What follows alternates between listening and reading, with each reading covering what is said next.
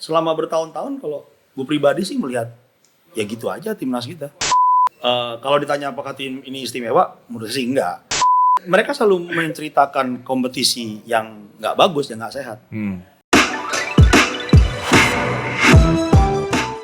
Halo Sobat Bisnis, balik lagi di Talks dalam pembahasan Varia atau sekarang mungkin temanya lebih ke arah sepak bola. Dimana sekarang ini mungkin beberapa minggu terakhir kita fokus sama timnas karena timnas berhasil lagi jadi finalis. Berhasil lagi jadi finalis.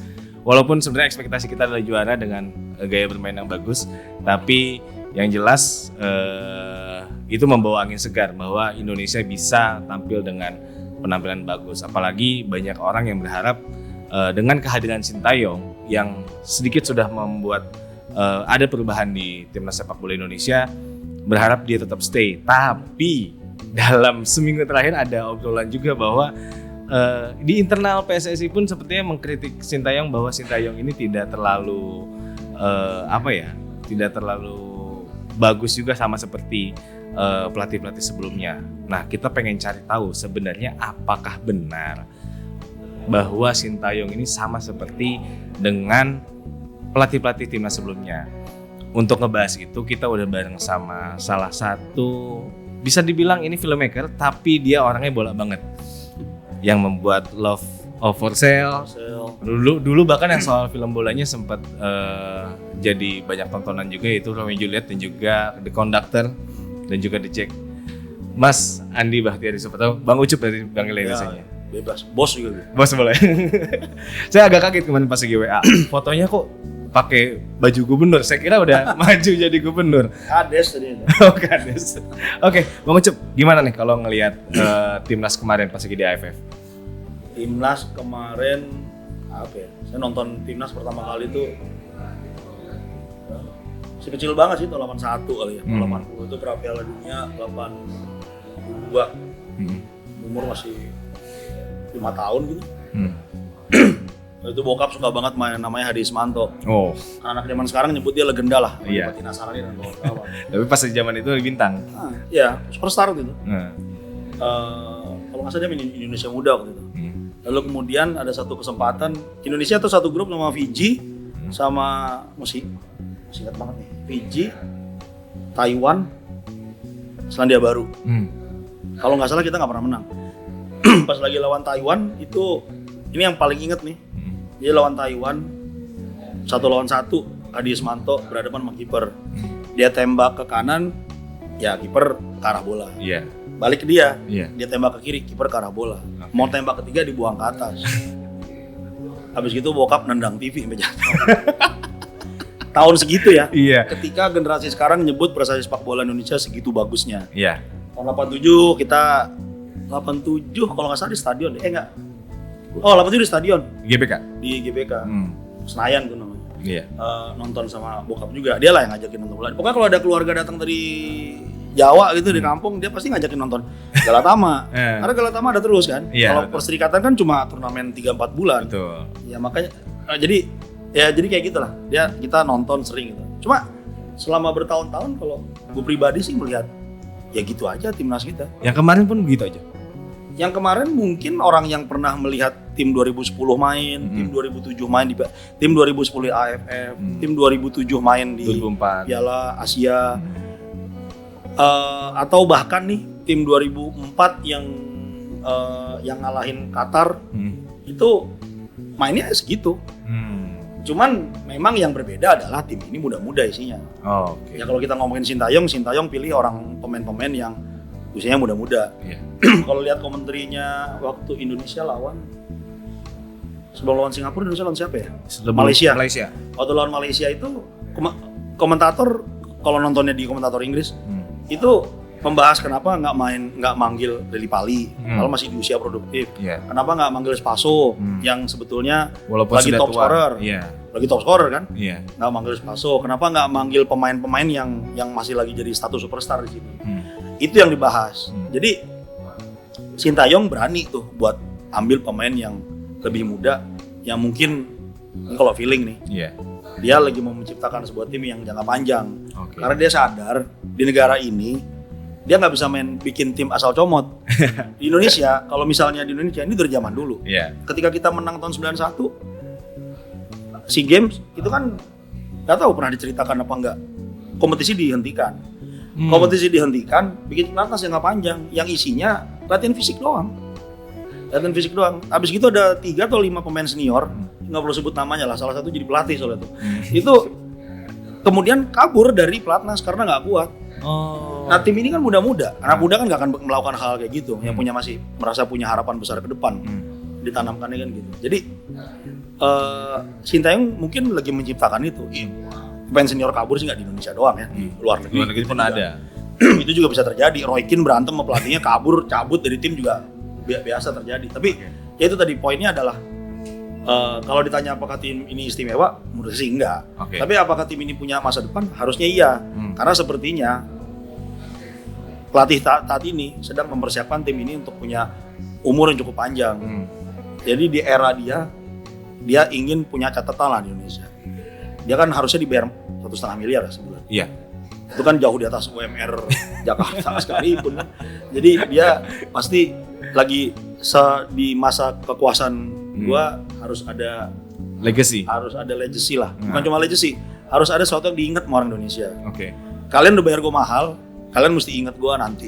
Dan itu yang dia mau, kayaknya itu yang dia mau taruh di sini. Kalau dari tahun 91 masalah fisik sudah menjadi masalah yang utama. Berarti omongan Sintayong kemarin sampai sekarang pun masih berjalan, masih benar juga ya bahwa fisik pemain Indonesia untuk timnas gak terlalu bagus. Ya kan itu pertanyaannya buat klub di klub ngapain? Kadang-kadang masih latihan passing kan. Sintayong kan jelas kemarin itu cerita lama. Tahun 2000-an juga semua pelatih baru melatih fisik, melatih passing. Gini lah. Kenapa pelatnas selalu panjang? Karena tim mesti dijadiin satu. Karena tim mungkin nih pemain kita nggak paham skema.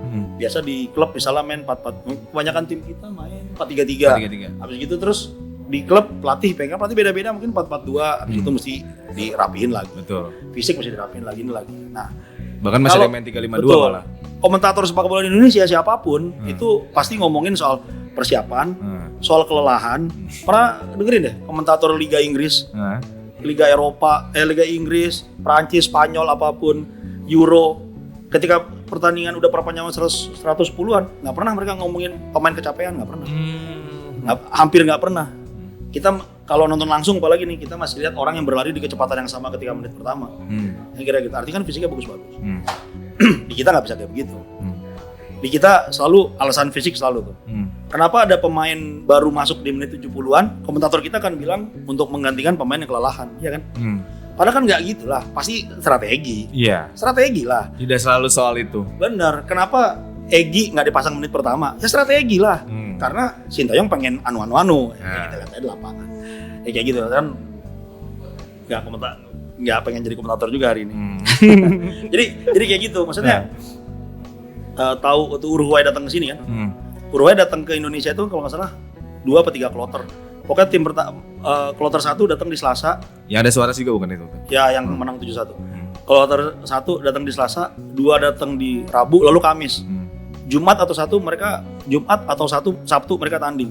Liga Indonesia di weekend sebelumnya diliburkan, nyiapin tim. Menang mereka 7-1. Artinya kan nggak ada hubungannya dengan itu karena kayak pencet knop aja. Kalau kita lihat gimana Spurs main gitu. Ini bukan membandingin ya, tapi kenyataan di sepak bola harusnya gitu. Tottenham Spurs main waktu Espirito Santo kayak gitu. Ketika diganti Conte kan kayak cuma gini doang, cara mainnya berubah. Makanya jadi pelatih itu punya peran yang penting. Sintayong jadi penting, sangat penting. Dan dia lagi menciptakan sistem. Dan dia pengen punya sesuatu yang bisa diingat lah. Untuk bayaran dia yang cukup mahal itu. Dia pasti sadar itu. Dia pasti pernah ke belakang apartemen dan melihat rumah kumuh kan. Dia pasti ngerasa gede banget tuh bayaran dia. Jadi dia punya tanggung jawab untuk meninggalkan sesuatu buat kita. Berarti kalau tadi kan berarti ada masalah di liganya juga. Kalau kita bisa bilang. Kenapa? Karena tadi sempat di-mention juga bahwa secara fisik di strategi pun langsung berbeda. Gayanya seperti itu aja, latihan fisiknya seperti itu aja. Berarti sebenarnya kondisi kompetisi sekarang ini tidak mendukung untuk membentuk sebuah tim yang kuat untuk nanti membentuk timnas. Kayaknya kalau lihat semua komentator kita ngomentarin yang ya Anton Sanjoyo di Facebooknya, Owel kalau ngomong di podcastnya, Anton nulis, alumni kampus lu tuh. Sama juga kita. Iya. itu mereka selalu menceritakan kompetisi yang nggak bagus dan nggak sehat. Dan macam-macam kan. Wasit kita ngebedain offset sama enggak aja kok sulitan. Kalau di pertandingan kan banyak banget. Ada sekitar 5 kasus dalam waktu 2 minggu terakhir malah. Iya, waktu itu pernah malah yang parah banget, yang mungkin semua pemain bola amatir juga tahu. Kiper mau tendang nggak kena, boleh jatuh. Disamber pemain lawan masuk. Lalu pelanggaran. Kalau ini nggak sentuhan kan? Iya.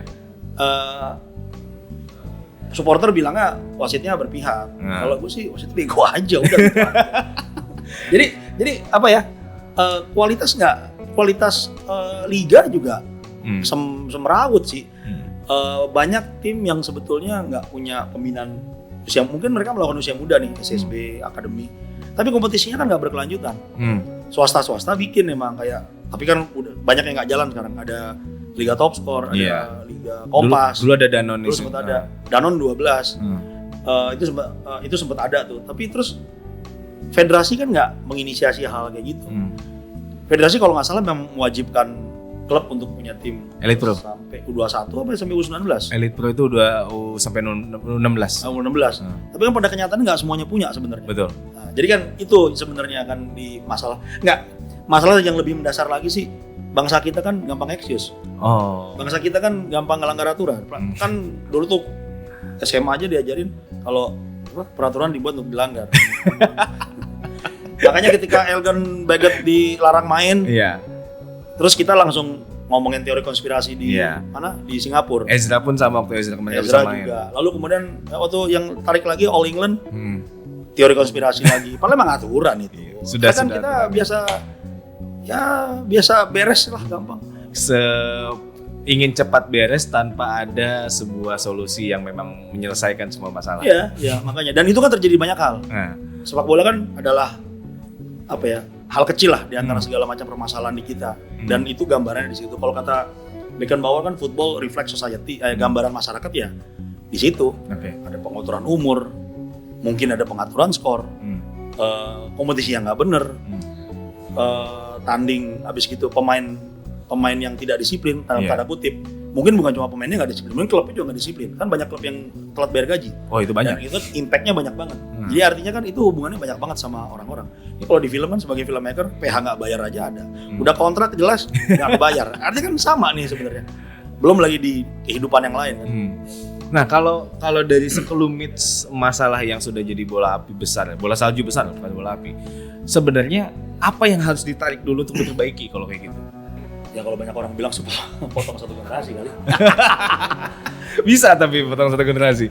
Iya. Kan sebenarnya kan waktu kemarin Indonesia di ban FIFA pun itu bisa dibilang motong generasi juga. Sebetulnya antara bisa dan nggak bisa sih. Karena kan ketika orang-orang di ban sama FIFA, kan yang terjadi sebenarnya bukan revolusi sebetulnya kemudian. Adalah upaya untuk mengembalikan kekuasaan lagi. Karena kan kemudian orang-orang dan masyarakat kemudian baru tersadar kalau kita ternyata nggak bisa main sama manapun. Ya baru sadar itu. Jadinya kan lupa bahwa ada satu yang mesti diganti, dan juga kan yang mesti diingat yang milih pengurus PSSI, ketua atau apapun kan bukan masyarakat memang. PSSI kan bentuknya federasi sepak bola kalau nggak salah bentuknya perkumpulan. Dan mereka tunduk sama aturan FIFA. FIFA itu kalau hari ini orang Indonesia senang banget ngomong IP. Ya FIFA itu punya IP sepak bola, persis seperti PSSI punya IP sepak bola. Jadi siapapun yang mainnya mesti tunduk sama dua aturan ini. Masyarakat sekalipun nggak bisa ngapa-ngapain sebetulnya gitu. Wah, ini sangat kompleks. Jadi memang ribet kan. Jadi ketika waktu itu Jinca kalau nggak salah ngomong, permainan sepak bola itu bukan permainan rakyat, tapi permainan punyanya FIFA. Ya IP-nya dimiliki FIFA memang. Jadi kita mau main apa aja terserah. FIFA lihat apa enggak, akui apa enggak, kan itu yang paling penting. Nah FIFA punya federasi yang knowledge by them itu PSSI namanya. Mau nggak mau ya, kalau mau ubah, mungkin kalau menurut saya nih, PSSI itu cuma tadi tuh banyak. Ini kan negara dengan tradisi korupsi lumayan oke kan kita ini. Bahkan orang baik aja kena tuh. Artinya saya sih nggak cuma ngelihat PSSI aja sih. Bahkan kerusuhan supporter, saya suka bilang kalau ya nonton dangdut juga bisa berantem. Senggol-senggolan. Gambaran masyarakatnya memang. Jadi memang ini masyarakat kita masuk ada di sebuah federasi yang sepak bola yang kebetulan paling diliatin orang, karena mungkin paling populer, ya jadinya ya terlihat sejelas itu. Itu pun kita kadang pikir ya, bisa asumsi apa enggak. Maksudnya saya pernah ngobrol sama, bukan pengurus yang sekarang sih nggak terlalu kenal amat, yang dulu pernah ngobrol gitu, yang orang bilang sebagai orang jahat lagi nih. Ngelihat dia gitu, kayak gambarannya nggak perlu sebut nama lah, tapi pasti orang banyak yang tahu. Orang ini bisa menemukan bagaimana Indonesia yang negaranya gede banget, yang ukuran dari Tehran sampai Belfast sebesar itu, jadwal kompetisi dengan baik. Bagaimana caranya supaya misalnya nih Sriwijaya FC atau Semen Padang yang waktu itu ada divisi paling atas, kalau mereka tanding ke Papua, itu tandingnya cuma di Jayapura, Wamena. Iya, 2 itu doang. Itu aja. Jadi nggak ada tuh abis tanding di Jayapura, toto mereka balik ke Surabaya misalnya. Bagaimana cara ngatur itu? Itu kan cara yang sulit pasti. Karena melibatkan 18 tim kan yang harus diatur.